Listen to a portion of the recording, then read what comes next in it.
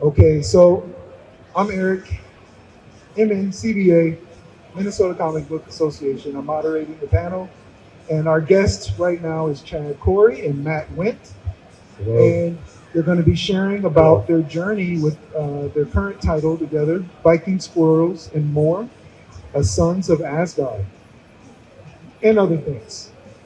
I'll begin with this. I want to let everybody know that it's just not a title that they've worked on. It's actually an official finalist for the 2023 Indie Award in the graphic novel category. That's the word I was looking for. Category. Um, yeah. Tell us about the journey. How did this project start? And How did it begin? Yeah. That's a saga. Um, Basically, there was 2018 that I met Matt with the idea. 2016. 2016, we had Mouse Guard TV on Vikings TV show. Kind of got me inspired with the idea, and I wanted to actually work with someone like Matt because I thought he would actually have the cartoony style to fit this particular project. And I met you, like, was it 2016 at this convention, but one of these conventions we met years earlier. He married a lovely woman who actually I met earlier, Becky is her name, and she kind of got me introduced to Matt. And through that process, would you kind of pass at the time? You didn't really know for sure. I was doing some freelance work for other people at the time, so my docket was filled, my dance card, so to speak. And then finally, it's like the right time. It was 2016. And like, you up for it? And I'm like, yeah. The idea of the squirrels carrying weapons or something, it draws me in. So squirrels with swords. yeah, Squirrels one are with a battle axe. I mean, what's not the there's action figure like qualities to this. Accessorize. What got me into it too was his idea. I think you had a He-Man drawing at the time that he had He-Man that head of Stinkor or something like that. Like he just killed Stinkor or Man at Arms. Yeah. And I said, he can draw this. He has a nice fantasy motif. He has a nice cartoony style. So I said, okay, he'd be a good fit. And I'm so glad we did. I just didn't know it'd be such a long saga, long drawn-out process to actually get to where we were. It took us about, 6 years maybe ultimately. It's like 2016 we initially met.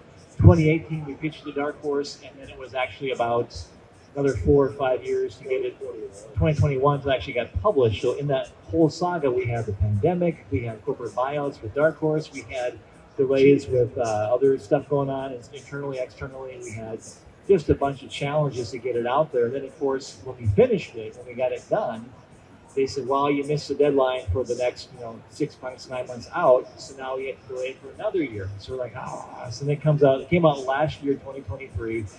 We have been able to do some events, some signings and stuff for it, get some marketing, figuring out some things as we go along. But other than that, it's just been like, I wouldn't say it's been hair-pulling, teeth-rending kind of challenging things, but it's just a process of learning that you're working with a collaborative team, you're doing a bunch of fun stuff, and you just have to be at peace with it and learn the process. Is that kind of a fair assessment? Oh yeah, each of us has our own, timelines we can work on. Unfortunately, I got to do a day job, so I got to cram this in when I can. So, I was a lot of the hold up on it because got to draw it. It takes time. Pandemic helped a little bit. I hate to say it out loud, but it just did. I had time. So the pandemic helped pace things out a little bit. Oh, those silver linings of the pandemics. Silver linings of COVIDs. I finally got to stay home and draw only. So it was like my dream come true. That is pretty awesome, though. I want to ask a question. So you mentioned the part about having to pitch it to Dark Horse. I think a lot of the fans would be interested in what's that process, or aspiring writers and comic illustrators. What is that process like, pitching a book that you're doing to a major publisher like that? Yeah, for those that don't know, Dark Horse has a creator-owned aspect to it. They do a lot of licensed properties. They also have a creator-owned facility to it, which you have to kind of sometimes know the person who, it's kind of like insider stuff. what I did early on before I got to working with Matt here is I actually reached out to Mike Richardson himself personally. I don't recommend doing that. It's not probably the best way to do it, but through that process of just being, I guess, stubborn or stupid or both, I was able to kind of get a correspondence going with Mike. And through that process, we began to have a dialogue of possible opportunities for submission because ideally, I submitted this before, but it was rejected several years back because it got kind of put in the slush pile. They didn't really know what to do with it. And so I just said, I'm not going to give up. I'm just going to push through on this and see what happens. Again, maybe stubborn or stupid or both. And through that process, like I said, it got him interested in it, and it just took a longer period of time. But when you have the guy that runs the company saying, we're going to do this, there's not a lot of pushback on that option. So it worked out really well on that front. And through that process, we were able to work with a lot of decent editors, and I got to learn really about the industry. But basically, you got to have a pitch Bible. I just pitched, I think Matt did a couple of pages initially, just to show them what we had for potential, what we're actually looking to do, proof of concept, so to speak. And then once we got that in place, it was just a matter of getting the process of the contract, which they have great contracts, by the way. They're not really difficult to understand. And they give you an advance, which is nice, so you can use that money to pay certain individuals for their talent, which I always appreciate. And it wasn't as laborious as I thought it would be for the contract part. It was just the initial process of actually doing the legwork and getting everything lined up. And then once I think Matt doesn't have anything negative to say about his process either, they really kind of left us alone as far as create our own stuff, so we could kind of do whatever we wanted once we got picked up. Do they give you a time frame? Do they say like, okay, we're going to do this? Here's a deadline. They don't give you. No, that was a nice thing working with Mike. Mike is a very laid back guy, very tall guy, but very laid back, and he just didn't really give us a time frame. I mean, of course, we had COVID in there too, which kind of messed everything up for a while too. And so it was like I kind of got to the point. I think I told you 1 year after COVID, I said, we really got to get this book out there because they paid money for this. I mean, it's been a couple of years. Let's do something. So that's kind of got us motivated too. But no, they never gave us a deadline. They never made us feel like we had to do it at a certain time. It was just have fun, create, enjoy. Is that anything you add? Yeah, it was for the first time working with a publisher, I didn't have a committee hovering over, change this guy's eye looks funny, we don't like this character, It's just basically it was just, Chad, what do you think? Looks good. That's it. I mean it was nice, freeing. And that's so easy to work with too. He get the thumbnails all done and you sketch them all out. So that's good. Because what I typically do, not a lot of people do this, but I give the author or the creative people the freedom to come in and do stuff. I just say, I kind of give you a rough, I guess that's a good estimate, rough outline and say, but you can design it however you want. You want to have this many panels, you want this many shapes, you want to, whatever you want to do. And for the most part, except for the matter of facial hair, some other issues we kind of argued about, it was pretty much an easygoing process. And Matt always, I think he had the idea in his mind initially for some of the characters and stuff, so I'm not quite sure, but I never had any issues with that.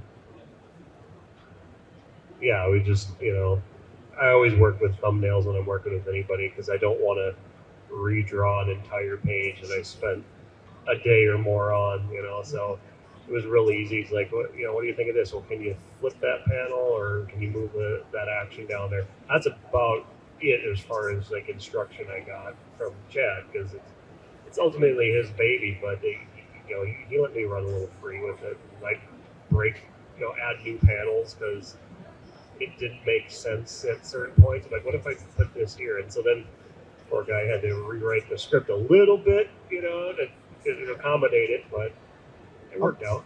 I'm going to ask kind of a two-part thing. One, because you had mentioned like, you guys got in the debate or the discussion on the whisker or this or that.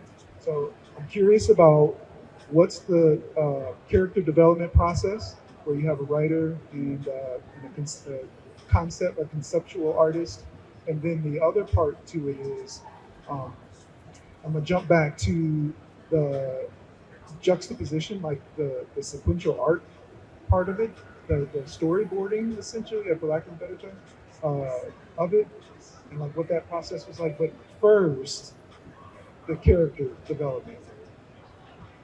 His descriptions are pretty easy, like you got the big guy, I think you even said he's kind of fat and but big, And you were going to give these out, right?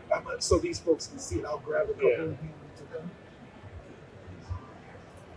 You keep going. So yeah, it was pretty easy.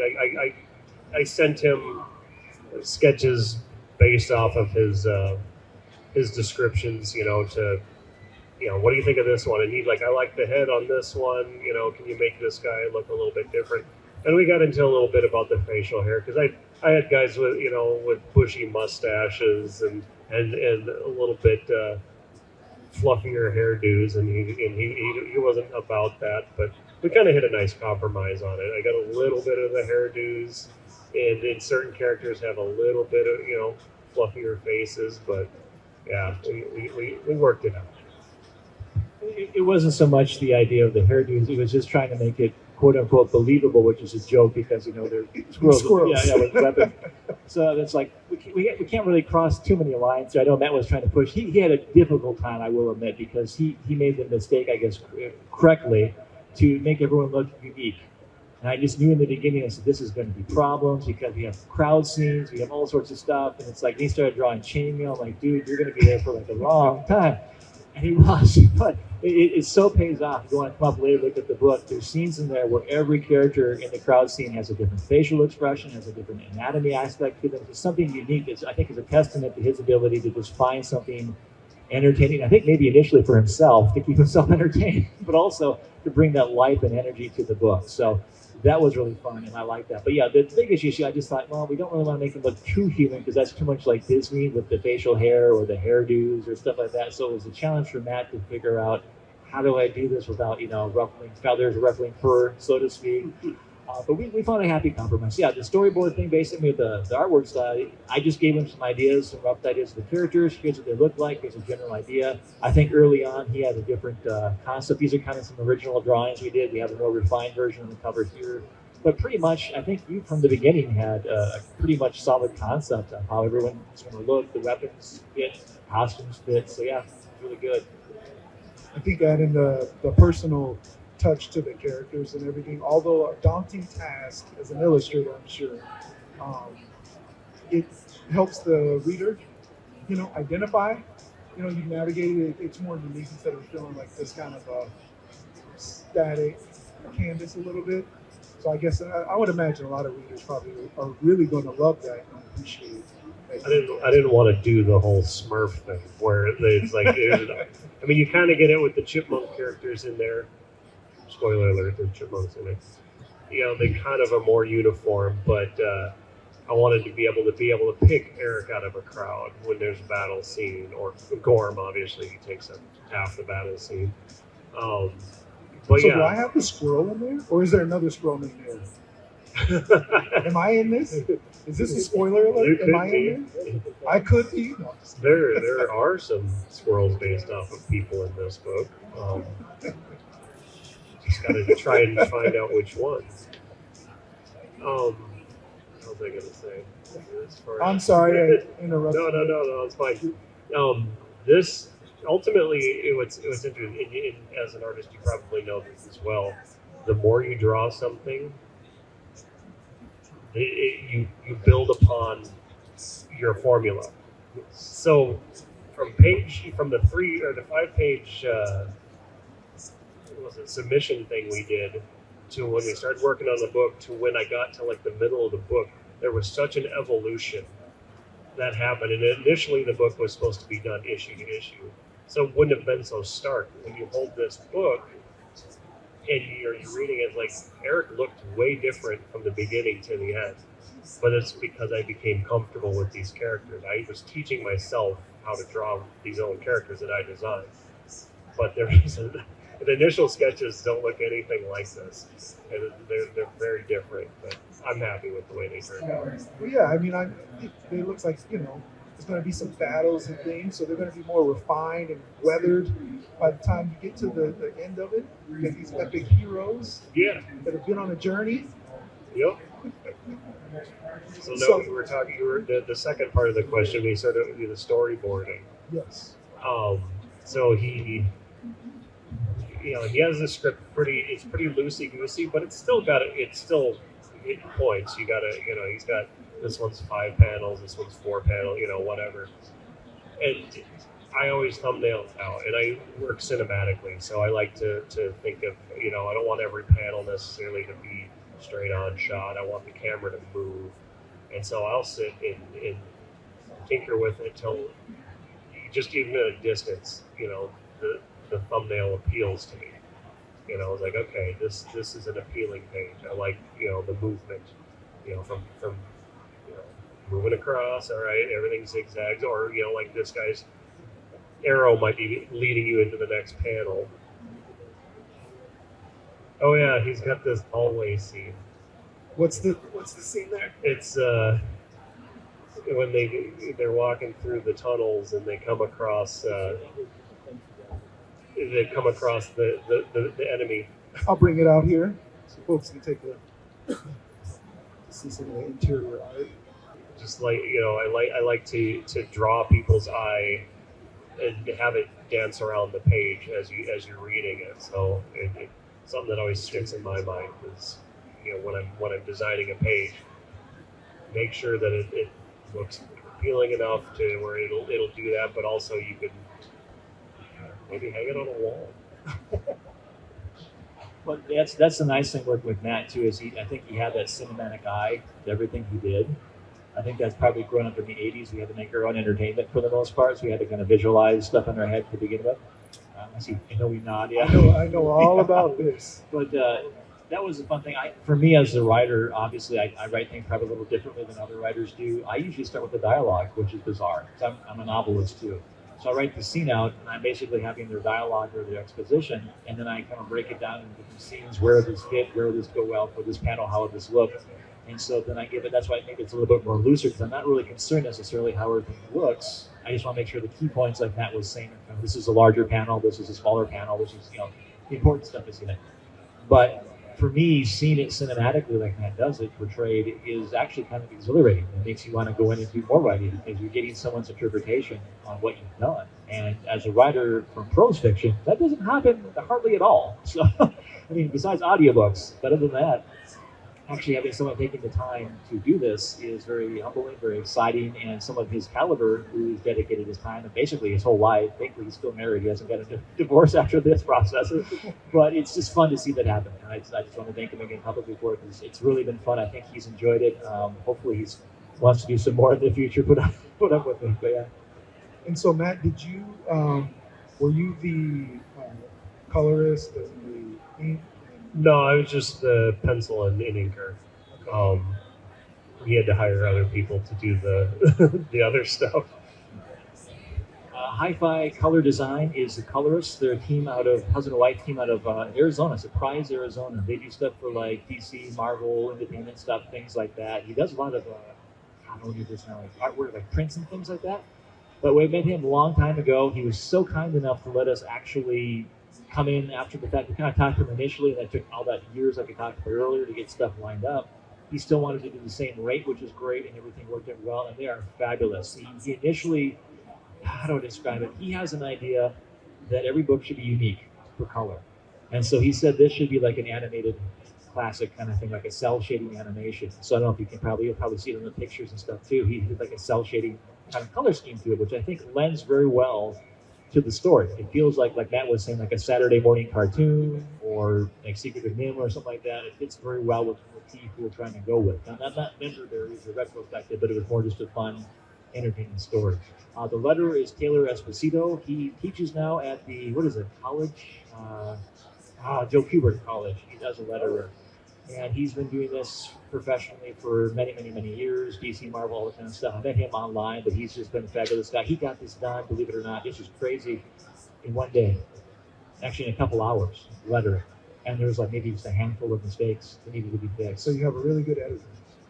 Yeah, because it was crazy. Because I said, well, how did you do that so fast? He's like, oh, I don't know, free slot. I just did it like, it's 100 and whatever, 37, 47. Like, yeah, I'm like, okay.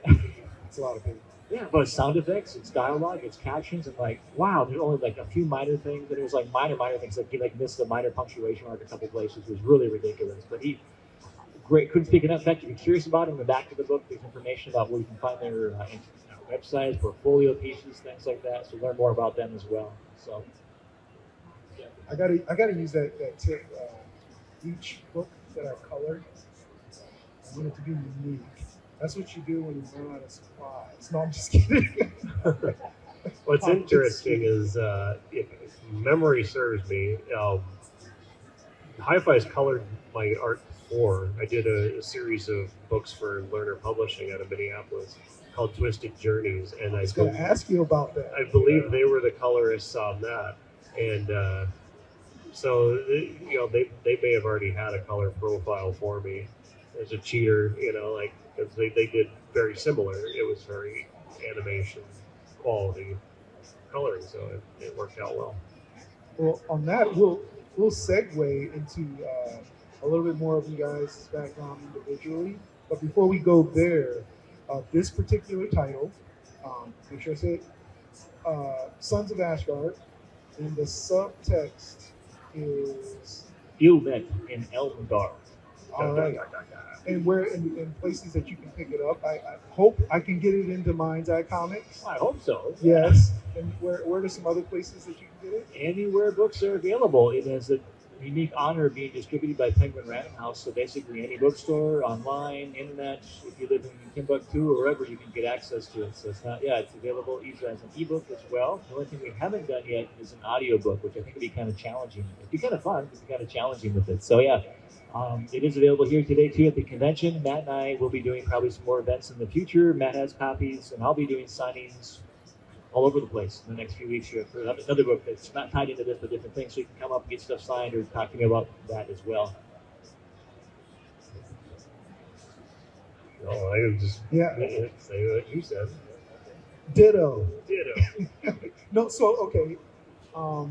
Unless I'm missing anything, was there more on the journey of the creation of this before I segue into like a little bit more on each of you as individuals and your backgrounds as writers and Matt wants me to tell the story about the squirrels in my parents' yard.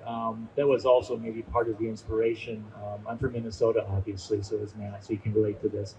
We had, I'm trying to think back now, my parents have kind of a wooded backyard, kind of a lot of trees and stuff. And so what happened was there's probably about 15 to 20 different squirrels that came out at one time. It was kind of weird. They're almost like holding a mini army, like synchronizing their efforts, like running together, like a really weird, like a wave. I got to thinking, that is so bizarre. But they feed them, so they're probably used to coming in and doing stuff. But anyway, so I thought, what if we have like an army of squirrels? What would that look like? And how would they live? Begin the process of what ifs and thinking through some things. And that's why I said I pulled out mouse guards, and the Viking TV show was big at the time. And I said, it's kind of fun. What if we could do that kind of concept? And then the idea of this fun little, for me personally, when I write, I just like telling fun, entertaining stories. I don't really have an agenda outside of that. So I want to have escapism be more of the theme. I think life today, we need some safe mental spaces once in a while. Absolutely. Yeah. This is like one. I've gotten people. I think Matt's the same way. We have people that come up to us and they say, this is just a fun story. It was fun for my family. I've read some reviews online and I say, I had a book I could read with my kids and not be concerned about things. We just enjoyed it. And even though there's violence and stuff in there, it's not like, I don't know, Matt drew it, so maybe it's not. Yeah, I wrote it the right. We points the finger back at me. But it's not something where it's like guts and eviscerations and people dying, puking up. It's just there's some violence, but I think overall a fun, you'd say kind of a safe, all ages kind of story. So I wanted to provide an avenue for people for that too. So that for me, as far as the journey goes, it was just fun to actually see this released into the public. This has been going on for, like we said, several years. Is probably my first graphic novel with Dark Horse that I have, I just really wanted to push forward with it, and it taught me a lot about myself, about the craft, about industry, about marketing, all the stuff we'll probably get to the next segment here that I didn't know. I thought I knew, but then I learned I didn't know and had to relearn a bunch of stuff, especially for graphic novels.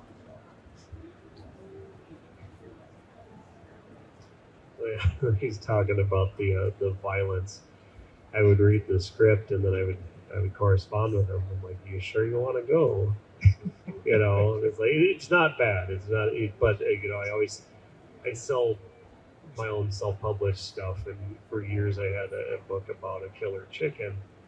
It's got some swears in it, and it's got some gore in it, and little kids would flock to it, and because the imagery is cute, they look at it and go, "Oh, cute chicken," little yellow thing. But it was meant to be kind of a goofy little fun thing. So I learned very quickly, you got to be very aware and some parents don't care, which is concerning. But anyway, my wife remedied that. She made the kid-friendly version, which actually outsells the adult-friendly version. So it worked out. That is pretty interesting when you talk about the adult version and then the kid-friendly version. It just right away my mind went to Pokemon. It's that's by itself. It's like, but the reality is Pokemon's extremely violent. It's But they animal don't fighting. die. They don't die. They just get knocked out. But It's still animal fighting, and you have to go to certain sketchy neighborhoods or other countries to get invited to those things. So I'm gonna jump to each of you and like your origin and like getting involved into your careers, but then from there I'm gonna jump back to kind of industry because both of you, it sounds like both of you have had a background in indie as well as larger publishing. So I'll start with you. Sorry, Chad. I'm sitting here. I better say names. Who you? Yeah. So Chad, what got you started into writing? At what age was it? Early in life? Was it late in life? Yeah, I had this weird idea. I don't know where it came from initially. I was about 12 years old, and the thought was I didn't want to work for a living. So what is a job that you can be lazy and get paid a lot of money? And my lightning fast mind thought, oh, well, you're a writer, because everyone knows every writer's a multi-millionaire. They get to sit at home and not make money. And now I realized, that isn't really true. But that got me started on the process of wanting to write. And the irony of it was I wasn't really a big writer, or a reader, excuse me. I didn't like reading. I didn't like English. I didn't like a lot of things that you're doing now for the industry. And so I found myself getting introduced to short stories back in the day. This is probably the late, how old am I now, 80s.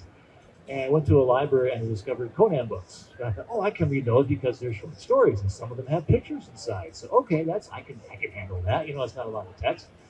And that got me introduced to larger books, to series, to things like that. I got into graphic novels and comics after that. '89 was when Batman the movie came out, and that's what got me interested in writing comics. I thought, well, I could write comic books. We actually submitted stuff with my friend in junior high. Didn't get anything published, of course, because we're like 12 years old. You were submitting. Submitting to DC, we had a character, and no one steal the idea, no, it's totally original.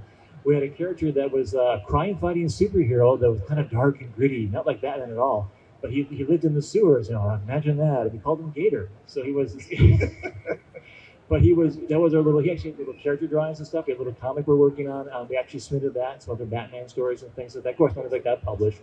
But just learning the process and learning how to write, and that for me was an interesting experience. The challenge was not so much learning to write, it was writing stories that people want to read. That's I think, the equation, because anyone can really write if you really come down to it, right? It's like writing stories that people actually want to invest their time, money, and life into reading. And that's what I learned through that process, and connecting with people like Matt and other people that helped me kind of continually hone my skills. But yeah, you do, people don't know that in the industry, you're always rewriting the graphic novel, because something's going to happen where the artist changes something, he has a better idea, or she has a better idea, and you come in and change a panel, change a dialogue. It happens a lot when there's like a lot of talking heads in the panel, which Matt probably didn't like sometimes in some pages. Actually, those are break panels. It's like, oh, good. I can take a break from drawing a lot of detail and just draw a close-up of someone's head. But so we learn, you learn not to too much verbiage, so to speak, things like that. So you're always learning the industry, but that's kind of basically how I got started, and learning. I guess you can say I cut my teeth on the pulp fiction, the genre fiction. I read a lot of books in the beginning, which I think is important, like Anne Rice, Stephen King, the usual, Neil Gaiman, all the usual suspects, to learn some of the craft and kind of begin to find your own voice. And I can speak to some of that more later, but I think what do you want to add to your life experience? Oh, am I telling my origin story? Yeah. Well, I was disfigured in an accident, and Reed Richards. No, I've always been drawing since I was a little kid. Used to just draw the inside covers of books and everything, and then I discovered a show on PBS called The Secret City. Commander Mark Kistler would teach the fundamentals of cartooning in a very fun, almost Pee-wee's Playhouse kind of way, where he had these characters that would come in and help him teach the lesson. And at the end of the show, he would put up a mural and he'd add to the mural. Today's lesson, we learned foreshortening. So we're going to add this piece that'll showcase that. And so that got me into like wanting to do comic strips. And then I was doing like little Garfield style comic strips, and that's how I ended up meeting my friend Pat, who works for the big industry. And we draw these characters in church. And then pretty soon we started getting into like Ninja Turtles and stuff, and then started drawing our own comics to kind of mimic what we were into. G.I. Joe, Ninja Turtles, Punisher, Spider-Man. And we still do it. We still create our own comic. So you talk about our time in the indies and stuff. We were doing little mini comics and versions of this at this show together for years. That's continues to this day. But we also sell out. Is Pat here? I haven't seen. No, he's not here today. Shout out to the crowd if he was here. Pat Gleason, Pat Gleason. not here. He's like, I grew up with Pat Gleason. We draw comics. I'm name dropping. Yeah. And I know that big head that wears a hat that kind of hides the old ego. And so, going from that first project, was your first like launch, like published work? Was it independent title, self-creator, or was it with up under another? The first one for me was in high school. It was a short story competition, and it was an inter-school paper thing they did back in probably the early '90s. And it was probably my first illustrated book because someone drew a picture. So I'm like, oh, cool, illustrated story. That's cool. Forget what's on. Got some troll with a, go figure, right? Fantasy thing with a bluebird or something. But anyway, that was the very first one. And then I've been submitting to short story collections and things, again, as I got older and things like that. Then we went into a challenging time where it was the 2000s and stuff. And there was a period of time, I think like everybody I went to, I got something picked up by a small press or a publisher, and then as soon as it got published, it would go out of business. Or just when the thing started going, it'd go out of business. And okay, what's the next one? And then it went out of business. And then I get maybe the whole trilogy, then, that's out of business. I'm like, oh, gee, okay. That's what got me initially going to Dark Horse. I said, okay, if they go out of business, that's going to be really unlikely, so let's work on that angle front. So that, for me, I've done a lot of indie stuff on that side, I guess, like independent self-publishing, things like that, which I learned a lot. I had my own business, still do, and still try to do, I'm trying to think of my weird jobs I've had along the way, like a pizza cook, a pawnbroker, I wanted to work in the industry, to learn the industry, so I worked in bookstores. I was a media rep for different like Mattel and other companies, so I learned how that industry works, and I can apply that more to the business side. I always encourage people who are trying to be creative, you have to know some of the business behind it too. I think Matt can attest to that. It's especially in today's society, today's world, even just how to do websites or just basic common commerce exchange and things like that. You have to have that business acumen, at least at some level, to be able to function today for what you do. Same question. Same. Like, what title did you? So an earlier published work. Like, what was one of your first launches where you're like, wow, this is a job. I can make it. Oh, I did an 8-page backup story for Noble Causes from Image Comics, and that was, again, name drop. That was through Pat because he was the artist on it at the time. But it was like, oh, this is the big time.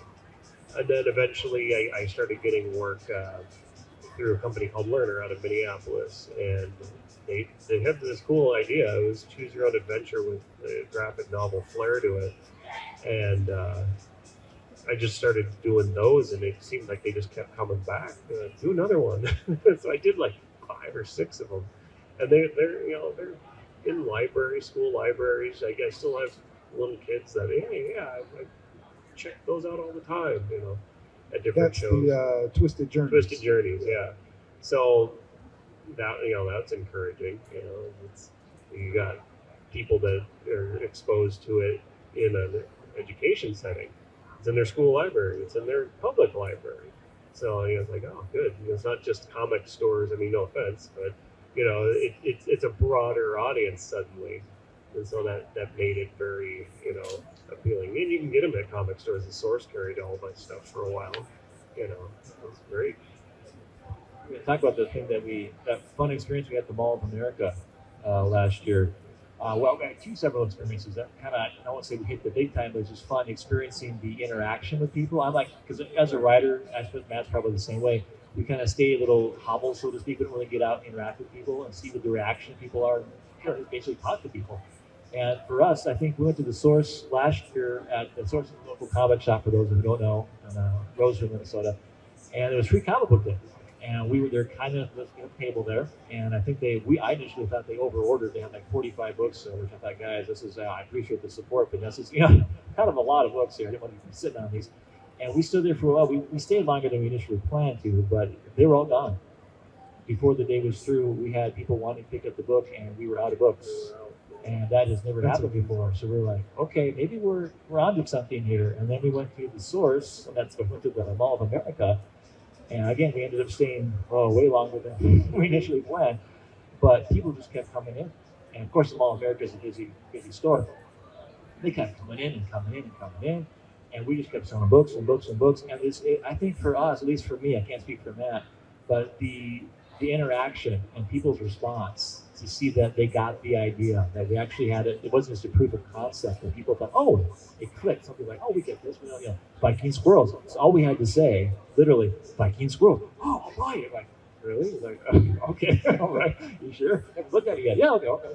So that for me was, I guess, not the reach for big time, but that validation of that you have an idea that maybe is not just marketable, but connects on some certain level. So that was enjoyable for me as a creator. Like I said, doing prose work, usually there's a lot more involved. You have to read the whole book first to get into it and actually see if they like it. And by then, who knows if you'll ever see them again. This is like more of an instantaneous thing with the pages of the book. Oh, this is so cool. Oh, you drew this, you wrote this. Like, yeah. It's like, okay. So I'll add to that. So think of like Teenage Mutant Ninja Turtles. You hear that title and you just the description or the title itself is the description. Makes you go want to know, right? And so granted, Sons of Ashgard doesn't have Viking squirrels in it, but that's all Chad would just say, Viking squirrels, and people would stop. Right. They're like, say that again, the Viking squirrels, and he'd point and that guy's got a sword. That one's got, and then they start paging through it because now they're curious. It draws you in. These are two things that people probably didn't think to piece together. Viking squirrels, and then they go, oh, and they see how it works, and now they're interested.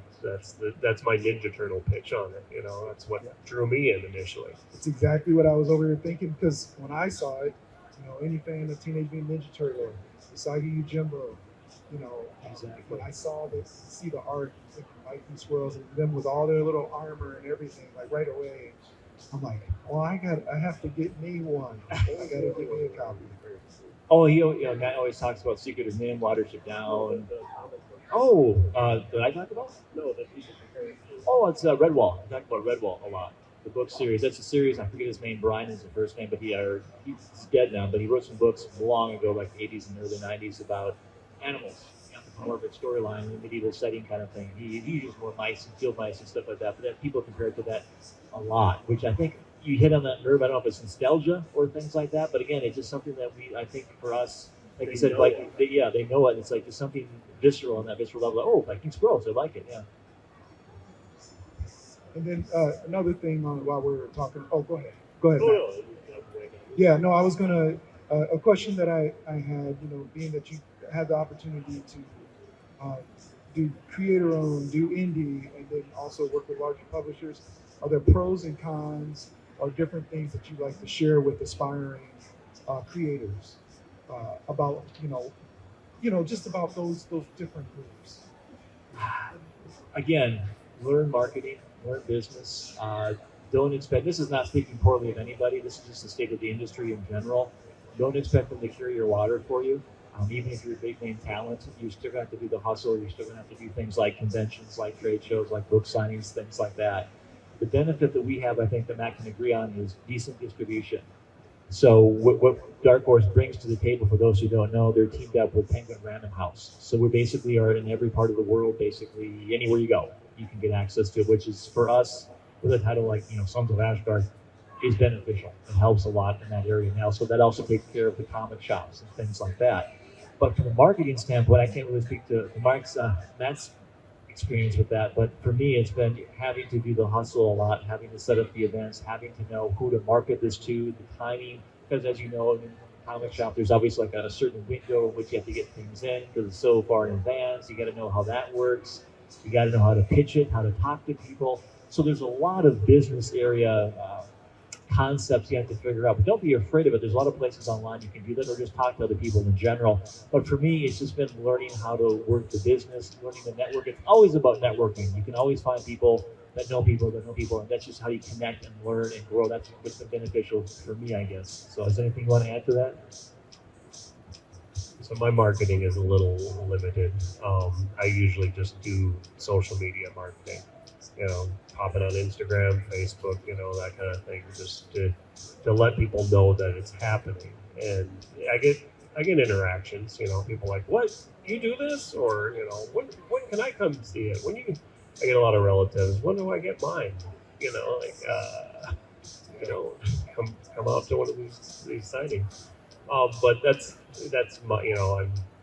With this, I really kind of went a little. In fact, I went a little ahead of the game when we were just doing pages, but we weren't announced much yet. I'd want to promote it, but I asked Chad. I'm like, do you care if I do a little bit of pushing on this? And he was like, yeah, a little bit, but don't get too carried away because we're so far out.